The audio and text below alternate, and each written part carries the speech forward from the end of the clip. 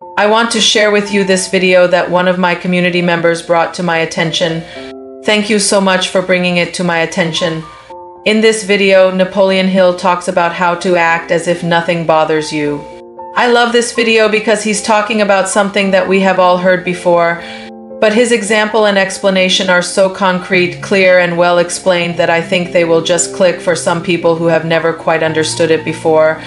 It's a great video to share with younger women because sometimes we need to hear things from others to believe them. You know, when we are young, and especially today, everything is instant. We want instant gratification. We don't want to hear something that we need to work on or do or be or become in order to achieve something. So this is a good one to share with the younger gals.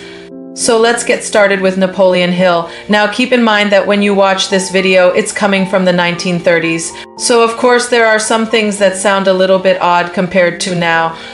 For instance, he's referring to women wearing dresses, but please keep in mind that this is coming from the time period that it came from. The message is still relevant today, so here we go. This is certainly a fascinating subject, but it can easily be made simple. For instance, you could say that your objective in life is to be happy. Well, you can't be unhappy without doing something to bring it about. You must take a definite action to produce unhappiness. You cannot be happy without taking a definite action to produce happiness. In other words, you can't be unhappy unless you voluntarily assume the state of mind which constitutes unhappiness. That's right, happiness and unhappiness are states of mind. Now, why is that important? Because there is no such thing as an external cause of either happiness or unhappiness. They are within you. You can't be happy unless you choose to be happy. And you can't be unhappy unless you choose to be unhappy.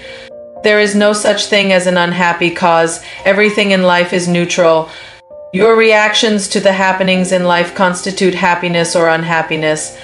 For instance, you might say, well, I would like to be happy. Then you meet John Doe, who criticizes you. At that point, you have assumed a state of mind that constitutes unhappiness. You chose unhappiness. Of course, it would have been better for him not to have criticized you. But assuming you had ignored his criticism, you would have been happy. See, there is no such thing as an unhappy cause. If you were not sufficiently mentally robust to withstand the shock of his criticism, you were partially responsible for your unhappiness. You cannot blame him entirely because he did not attempt to make you unhappy. He merely said something that was disagreeable to you, and your state of mind toward his disagreeable statement constituted your unhappiness. It was your interpretation of the situation that made you unhappy. Happiness is a state of mind that comes from within you. Now, in order to be happy, you must learn to ignore things that do not contribute to your happiness. Stop associating with people who are not happy themselves and who try to make others unhappy. Stop associating with those who do not make you feel comfortable. Stop reading books that tend to make you feel depressed. You know, today we would say stop following social media accounts that do not make you feel good. Stop watching TV programs that leave you feeling depressed or unhappy. See, you cannot be unhappy without voluntarily assuming a state of mind which constitutes unhappiness. For instance, if you were at home and you were surrounded by peace and quiet and suddenly a noise came in through the window, what would you do? You would investigate the noise. If you were sufficiently robust mentally, you would say, well, there's a perfectly logical explanation for that noise. And you wouldn't give it any more thought. But if you were not sufficiently robust mentally, you might become alarmed. You might jump to the conclusion that the house was on fire or that someone was trying to break into the house, and you would become violently excited and very unhappy.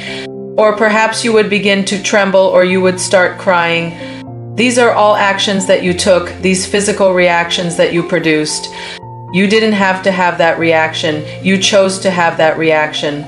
You see, life is filled with noises, and sometimes the noises may be rather loud, but the only way you can be unhappy because of the noises is to assume a state of mind which constitutes unhappiness. If you were sufficiently robust mentally, you would investigate and find the source of the noise and then dismiss it from your mind. But if you lack robustness of mind, the noise may cause you to jump to conclusions, and that might make you unhappy. That applies to everything in life, doesn't it? People who lack robustness of mind jump to conclusions about everything. A person who is emotionally robust, mentally robust, sees things in proper perspective. They know that conclusions are often wrong. They know that people jump to conclusions all the time. And they also know that the conclusions people arrive at are often incorrect. Robust people do not accept statements at face value. They investigate first. They look for hidden motives behind statements and behind people's behavior. They know there are always hidden motives back of people's behavior. And once they discover the motive, they usually develop a certain amount of tolerance for the individual. For instance, you meet a stranger and the stranger is disagreeable. You immediately jump to the conclusion that the stranger is a disagreeable person.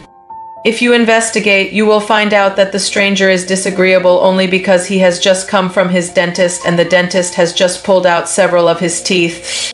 And then you will realize that he is not disagreeable at all. His unpleasantness was caused by an external factor. In other words, he was not to blame for being disagreeable. People who lack robustness of mind accept everything literally. They take everything personally. They argue about everything, and the argument usually goes something like this. The other person is wrong. My opinion is correct. I am right. The other person is wrong. I am right. I am right. The other person is wrong. I am right. They argue and they fight and they struggle until they are exhausted and they wonder why they are so tired. Well, that's the reason. They have been resisting everything, including themselves. A robust mind does not resist. A robust mind flows. Whatever comes in contact with the mind flows through it, like water that flows through a sieve, leaving the sediment behind. The mind that is robust enough to sift out the good from the bad in every human being, to sift out the good from the bad in every happening, will eventually rise to such heights of wisdom that it will cease to be disturbed by anything except that which contributes to its own happiness. How many times have you heard that you need to be positive, that you need to stop complaining, that you need to stop focusing on the negative, that you need to look at the bright side of things? How many times have you heard things like that? And yet it hasn't really sunk in, has it? Well, maybe hearing it in the words of Napoleon Hill will make all the difference. I hope that this video was helpful and that you found it useful. If you did, please let us know in the comments below. The link to the Napoleon Hill video is also in the description box. Also, please consider subscribing to this channel if you haven't done so already. Thank you so much for watching and continue to be authentic. See you soon.